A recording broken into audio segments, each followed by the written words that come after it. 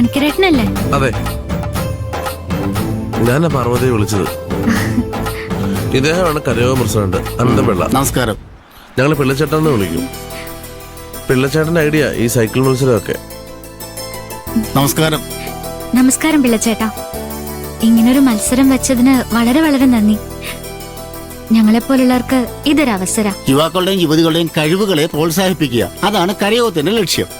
ഇങ്ങനെയുള്ള ആക്ടിവിറ്റികളിൽ കോൺസെൻട്രേറ്റ് ചെയ്താ ഒരു പരിധിവരെ ലഹരിയുടെ പിടിയെന്ന് ഒഴിവാക്കാൻ പറ്റും.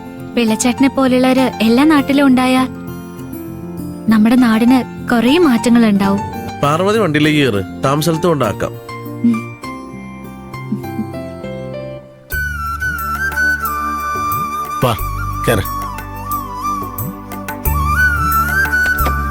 ഇത് നിനക്ക്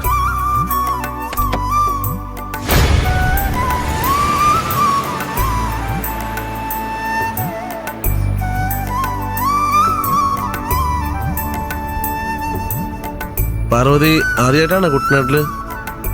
ആലപ്പുഴയില് എന്റെ ഒരു ഫ്രണ്ടിന്റെ വീട്ടില് വന്നിട്ടുണ്ട്. കുട്ടനാട്ടില് ആദ്യമായിട്ടാ. അത് ശരി. ഇവിടെ മൊത്തം വെള്ളം കയറി കിടക്കുകയായിരുന്നു. ഒരാഴ്ചയായുള്ളൂ ഇറങ്ങിയിട്ട്.